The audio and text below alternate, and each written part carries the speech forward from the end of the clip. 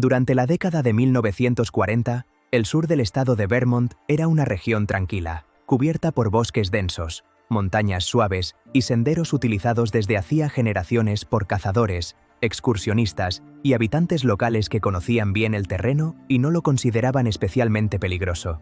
Sin embargo, entre 1945 y 1950, ese paisaje aparentemente inofensivo comenzó a ser escenario de una serie de desapariciones que, con el paso del tiempo, acabarían convirtiéndose en uno de los casos más inquietantes sin resolver de Estados Unidos.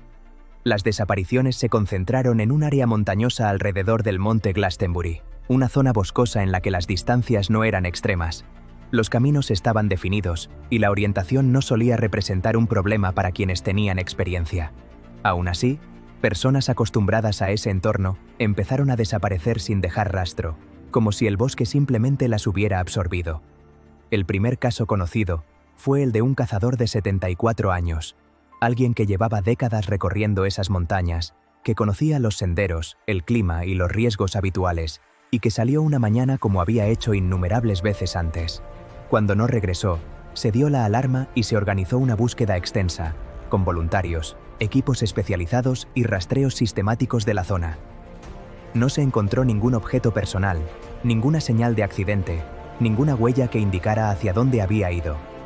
Meses después, el caso que más desconcertó a los investigadores fue el de una estudiante universitaria que caminaba por un sendero muy transitado. Varias personas la vieron avanzar unos metros por delante de ellas, manteniéndose siempre a la vista, hasta que en un punto concreto dejó de estar allí. No había desvíos cercanos, no había zonas cerradas, no se escuchó ningún ruido, ni se produjo ninguna situación que pudiera explicar su desaparición repentina. Simplemente, en cuestión de segundos, ya no estaba. Otro de los casos fue el de una mujer mayor que conocía bien la región, vestía ropa llamativa y no tenía problemas de movilidad. Desapareció a plena luz del día, en un entorno abierto y sin obstáculos evidentes. A pesar de que su vestimenta debería haber facilitado la localización, no se encontró ninguna prenda, ningún objeto personal ni ningún rastro que permitiera reconstruir sus últimos movimientos. Incluso un niño desapareció en circunstancias igualmente inquietantes, cerca de una zona donde había adultos presentes, y bajo una supervisión que, en teoría, debería haber sido suficiente para evitar cualquier incidente grave. No hubo gritos, no hubo carreras, no hubo señales de pánico. Cuando se dieron cuenta de que el niño no estaba, ya era demasiado tarde. Las búsquedas se intensificaron y se utilizaron perros entrenados para el rastreo, pero los animales mostraron comportamientos que los propios expertos calificaron como inusuales. Algunos se detenían bruscamente, otros se negaban a continuar siguiendo el rastro, como si algo invisible interrumpiera de forma abrupta cualquier pista posible. No se encontraron restos humanos. No se hallaron pruebas de ataques de animales salvajes.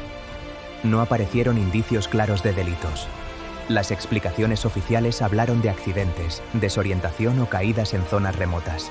Pero esas hipótesis no lograban explicar por qué personas experimentadas desaparecían en áreas conocidas, ni por qué nunca se recuperó ningún cuerpo, ni siquiera años después. Con el tiempo, el área comenzó a ser evitada. Algunos senderos dejaron de usarse, ciertas cabañas quedaron abandonadas y la zona empezó a desaparecer de los mapas turísticos, mientras los casos quedaban archivados sin una conclusión definitiva. Hoy, el Triángulo de Bennington sigue siendo un lugar real, accesible y silencioso, con bosques que parecen iguales a cualquier otro, pero que arrastran una historia de desapariciones sin resolver que continúa generando preguntas incómodas.